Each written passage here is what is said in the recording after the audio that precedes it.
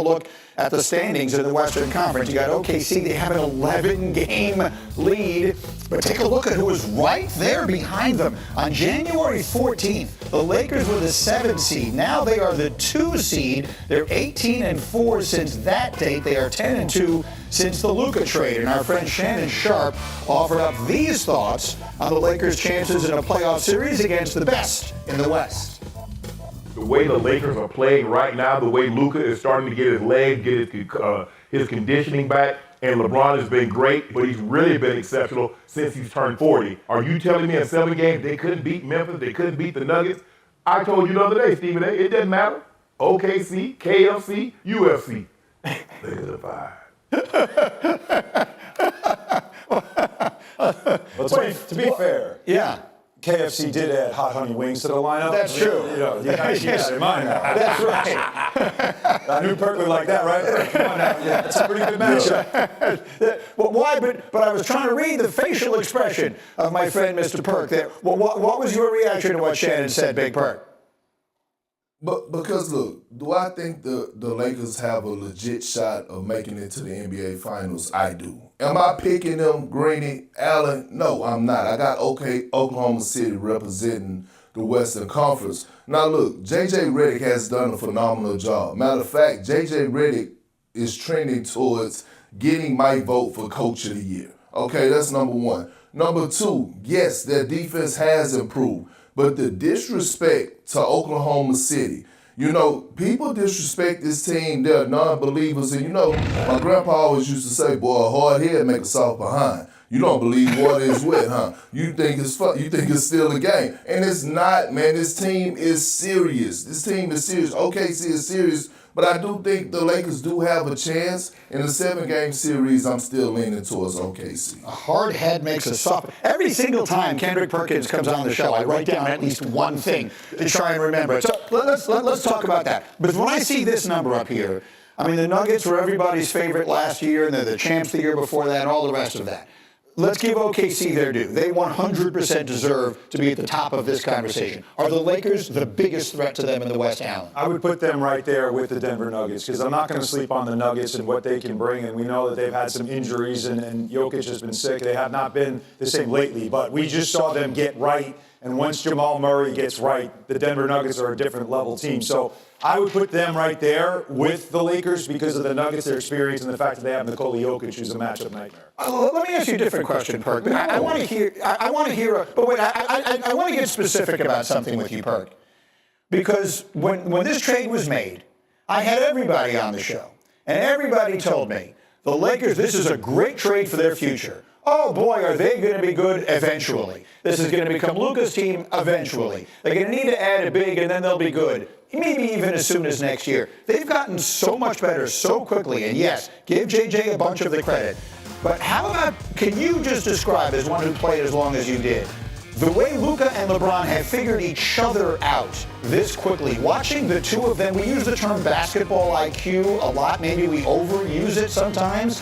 What are we seeing in the basketball IQs of these two that they have figured out what they have this quickly?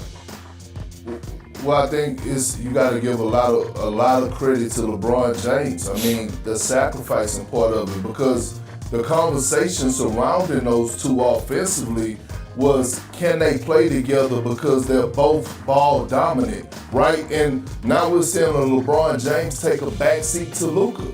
And it's proven another point that LeBron James can play off the ball. We see late game that they go to their 2-man game and LeBron James all of a sudden becomes a screen setter for Luka Doncic. But I think it's the style of play that they're playing with, the spacing that they have when Austin Reeves is out there on the floor. And again, since January the 15th, they've been the best defensive team in the league, solely because you have a guy like Finney Smith and Jared Vanderbilt, who's been a pet since he's returned. So the Lakers have a system, and they pay attention to details, and JJ Redick is coaching his behind out. Last but not least, you have SGA, you have Jokic, and then you have LeBron James are my top 3 MVP candidates. I agree. We will not sleep on LeBron James. Finals. I agree. You literally just said that to me during the break, that LeBron is going to finish high in the MVP. But probably will be in the top 5, top 3 at the very least, just like Perk saying. I completely agree. And the success that the Lakers are having really immediately has to do with something that we've been talking about here before. It is the instant telepathy that he and Luka Doncic have on the court together, which you don't normally see.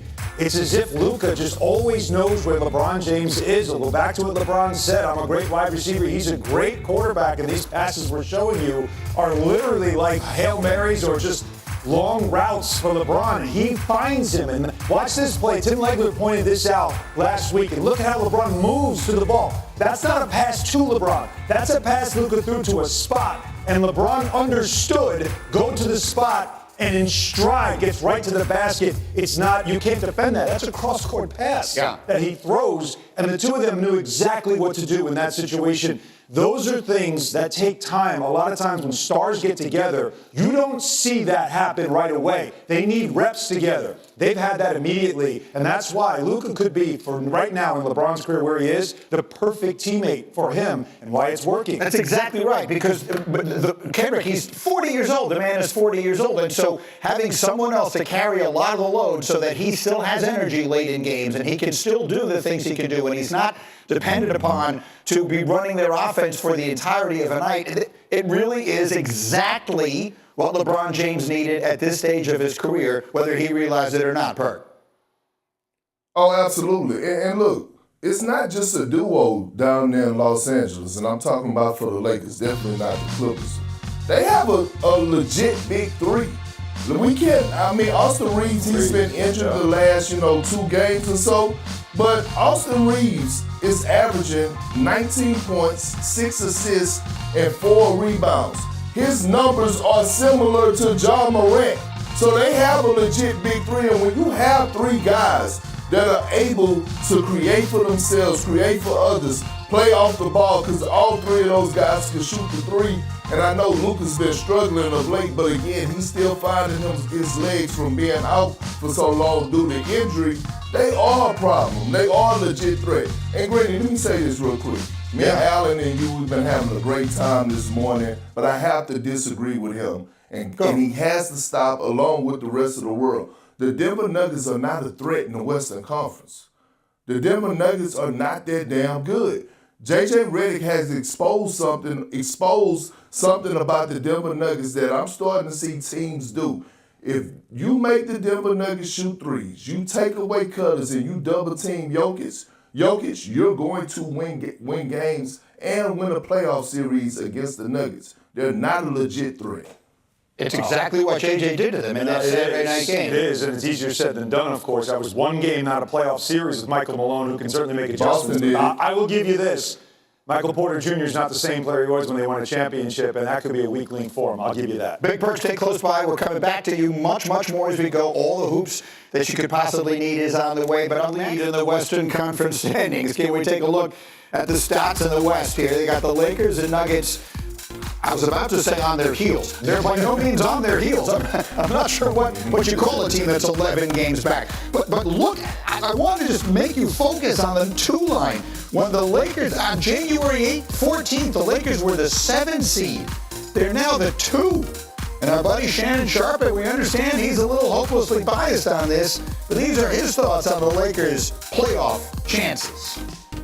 The way the Lakers are playing right now, the way Luka is starting to get his legs, get his conditioning back, and LeBron has been great, but he's really been exceptional since he's turned 40. Are you telling me in 7 games they couldn't beat Memphis, they couldn't beat the Nuggets? I told you the other day, Stephen A., it doesn't matter. OKC, KFC, UFC. Lakers are 5. Lakers in 5, regardless of which of those you've got. So Big Perk, I know that you feel, and I understand it, the people who cover the sport on a day-in, day-out basis feel that OKC doesn't get their due. I totally understand that. The way I'm going to frame the question thus is, are the Lakers, with Luka, the biggest threat to Oklahoma City in the Western Conference playoffs? Absolutely. Hell yeah, they are. And look, when you look at the teams around the Western Conference, can the Lakers or will the Lakers beat Denver in the 7-game series? Absolutely. Will they beat the Memphis Grizzlies in the 7-game series? Absolutely. Will they beat the Timberwolves, the Rockets, Golden State Warriors in the 7-game series? Hell yeah, they will. When you have two guys in LeBron James and Luka Doncic who could take over the game single-handedly, offensively by themselves, and I'm not just talking about from a scoring standpoint, I'm talking about from a facilitating standpoint. Every single time down with the Los Angeles Lakers, you're going to get a great shot at the basket if they don't turn over the ball. That's how special Luka and LeBron is. And somebody please tell me, late in the fourth, out of those teams that I just named outside of Oklahoma City, who in the hell is going to stop that two-man game? Nobody. That's right. And once you get to the playoffs and teams have a little more time, I think the veteran angle of it helps them. I think the respect that we have for JJ helps them. Yep. It's no longer the grind of the NBA's regular season, which you get some time off, especially earlier in the series, early series between games. All that may work in the Lakers' favor as well. No question about it. Like right now, the Lakers are the best show in the NBA. I mean, they are must-watch TV because of Luka and LeBron, the connection, the telepathy they have between each other already. That part is special, and it's very rare that you see that between two stars. But as you've mentioned with J.J. Redick in the 7-game series, wouldn't that be fun? Right now, it sets up that if we go chalk, second round would be Lakers-Denver. Now remember, they faced each other in the playoffs. That has been a house of horrors. But J.J. Redick and company went into Denver 2 weeks ago and put a beating on the Nuggets and showed you that despite the fact they don't have Anthony Davis and they don't have a ton of size, they can beat Nikola Jokic and the Nuggets. So that's a revenge series you would certainly love to see. But the other thing, as Perk pointed out, you did too, Greeny, having two stars on the floor, one of them at all times, and adding Austin Reeves to this. You've got closers, you've got guys that are hard to match up with. You always have one of the best players in the game on the floor wearing your uniform. And Luka Doncic has shown you when it comes to the matchup with the Thunder that he can beat them, because he did last year. So there's also that confidence from demonstrated performance. There's a lot going for the Lakers. And the last thing I'll add is when we saw LeBron go on that run to the Western Conference Finals a couple of years ago, I did say he started to look old because he started to wear down because of all the pressure that was on him. He had the ball in his hands. He had to do a lot. His other star was a center. Well, now he's got Luka, who can run the offense, and LeBron, it might actually help him not have to do so much and go further in the play. Another team with an aging star or with an aging superstar that's just gotten sort of an injection of new life is Golden State. And if I could just say, this wasn't in the plan, but you just made me think about it when you projected ahead to the second round. Before we get to the second round, we got to get out of the first. There's a very, I could easily see a scenario in which a first-round series, Big Perk, is Lakers-Warriors. How about Steph and Jimmy? We keep talking about what the Lakers have added with Luka. Since they got the Butler bump, as Alan likes to call it, the Warriors have looked awfully good too. Where do they fit into all of this in your mind, Big Perk? That ceiling is a first-round exit, okay? Everybody keep a cool booty. I understand. I understand they're playing some phenomenal basketball. I understand Jimmy Butler has brought hope and belief to Steph Curry. We have to remember, it was points at this season before they got Jimmy Butler that Steph Curry had one foot in the grave and the other on a banana peel. That's how defeated he looked at times. So yes, are the Warriors playing some great basketball? Yes, they are. But I'm concerned about the others around Steph Curry, Draymond Green, and Jimmy Butler. And I think that they're a season away, or off-season away of actually being legit title contenders. I don't believe Golden State could beat the Lakers in a 7-game series. I don't believe Golden State could beat Denver in a 7-game series. And I don't think, to be honest, Golden State could beat the Memphis Grizzlies in the 7-game series. I think Golden State are going to finish in that 6th spot, and that is one of the 3 teams that they're going to have to face. Keeping a cool booty. How would you describe the temperature of your booty when it comes to the Warriors? The Warriors, it's cool right now. It's also cool. It's usually cool also. Now I understand that, but are you keeping a cool booty on the Warriors, or do you think they could do something? I would love to see a Lakers-Warriors series at some point if it can be the first round, but do I think they can make that kind of a run that we're talking about? No, I don't, but I do like what Jimmy Butler has brought to the Warriors. Yes, I don't think that my booty is that cool when it comes to the word. No, Lukewarm booty? They lost a ridiculous game the other night. I was watching you guys, Perk. Don't think I'm not watching. I'm watching you guys on Countdown, telling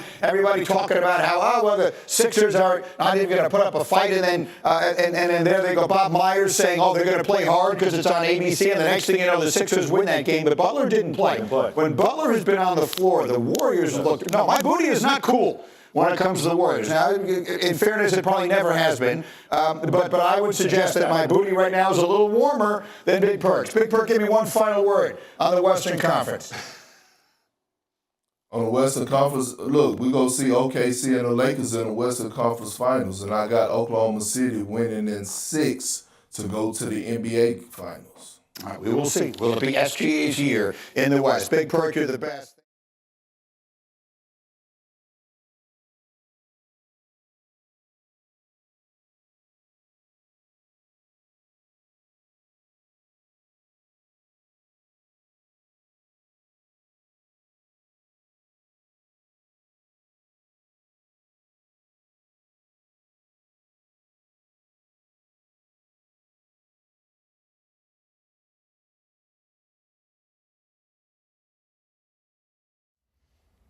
How's it going, everybody? Villa Sports Network here. Just want to thank you guys for your support on the channel. Thank you guys for watching the video. Hope you all enjoyed it.